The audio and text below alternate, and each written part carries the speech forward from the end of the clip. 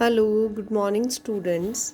देखो, आज अपन बेसिक जो आपकी केमिस्ट्री है या बात करें अपन ऑर्गेनिक केमिस्ट्री है उसके बारे में आज अपन कुछ स्टडी करेंगे। ठीक है।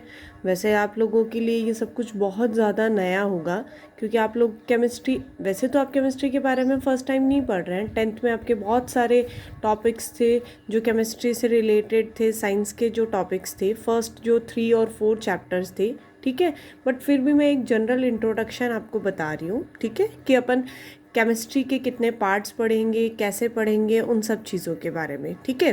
तो देखो, बेसिकली जब आप साइंस सब्जेक्ट लोगे बच्चों, तो वो जो साइंस सब्जेक्ट है उसके 3 पार्ट्स होते हैं, मेजर 3 पार्ट्स होते हैं। ऐसे तो बहुत सारे पार्ट्स होते हैं, बट जो आप 11th में आप न्यू स्टूडेंट्स हो तो आपके लिए मैं बता रही हूँ, साइंस के आपके 3 पार्ट्स होंगे। फर्स्ट इज़ फिज़िक्स, सेकंड जो होगा वो होगा आपका मैथ्स और बायोलॉजी।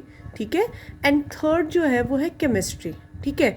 अब देखो, केमिस्ट्री जो है उसमें आपने 10th क्लास में जो स्टार्टिंग के 4 चैप्टर्स पढ़े होंगे उसमें लाइक जैसे chemical reactions, periodic classification, carbon and it's compounds. ठीक है, वो सब आपने पढ़े होंगे।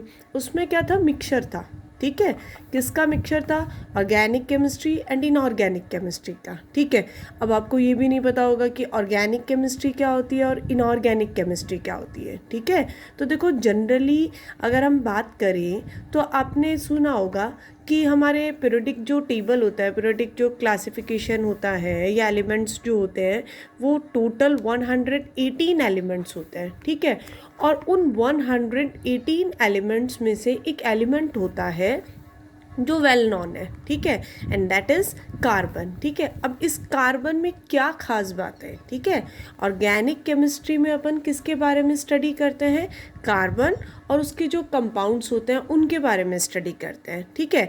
अब कार्बन में ही क्या खास बात है कि भाई उसके ऊपर तो पूरी की पूरी एक केमिस्ट्री बना दी और बाकी जो एलिमेंट्स हैं उनको छोड़ दिया, उनके ऊपर जो बाकी केमिस्ट्री है, इनऑर्गेनिक केमिस्ट्री, वो सब उन एलिमेंट्स पे बेस्ड है। ठीक है। तो ऑर्गेनिक केमिस्ट्री जो बेस्ड है वो जनरली कार्बन और उसके कंपाउंड्स पे बेस्ड है। ठीक है।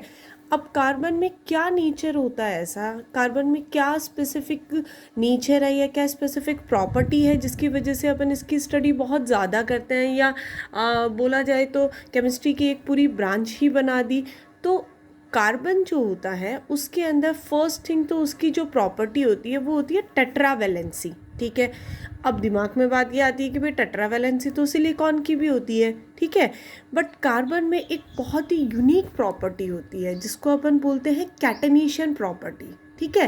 कैटेनेशन प्रॉपर्टी जो होती है उसमें क्या करता है, कार्बन अपने ही सेम एलिमेंट्स के साथ फॉर्मेशन करता है। किसका फॉर्मेशन करता है? बॉन्ड फॉर्मेशन करता है, और बहुत इजीली ये बॉन्ड फॉर्मेशन कर सकता है। प्लस ये जो बॉन्ड होता है इसका नेचर जो होता है वो होता है कोवेलेंट नेचर। ठीक है। कोवेलेंट बॉन्ड का फॉर्मेशन करता है, और ये कोवेलेंट बॉन्ड कैसा होता है बेटा? बहुत ज़्यादा स्ट्रॉन्ग बॉन्ड होता है और स्टेबल कंपाउंड्स का फॉर्मेशन करता है। ठीक है।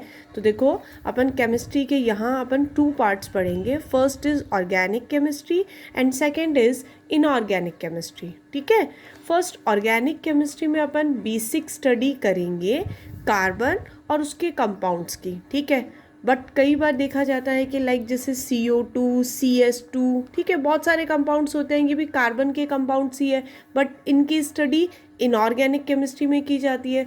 तो जो मॉडर्न कंसेप्ट है उसके अकॉर्डिंग ऑर्गेनिक केमिस्ट्री क्या होगी? Organic chemistry is the chemistry of the hydrocarbons, means not only carbons, the compounds of carbon and hydrogens. ठीक है।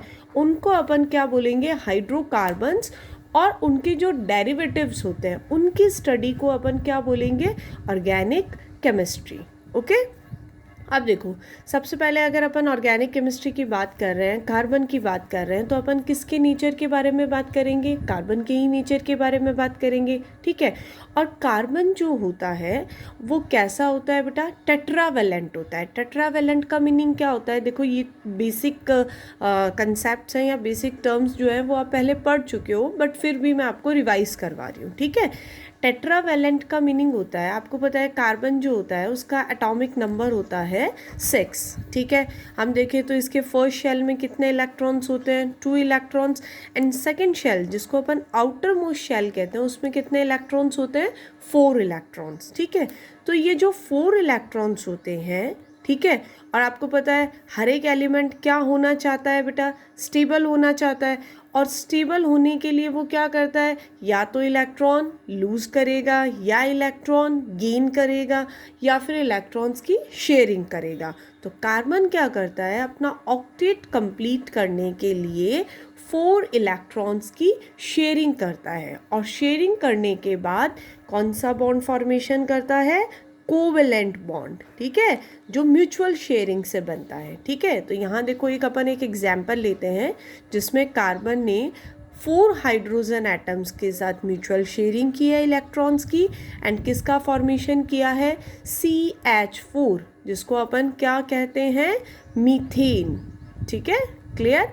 वैसे ये जो स्ट्रक्चर है या ये जो कंपाउंड है ये आपने 10th क्लास में भी देखा होगा, और इस स्ट्रक्चर को अपन लेविस स्ट्रक्चर बोलते हैं, ठीक है।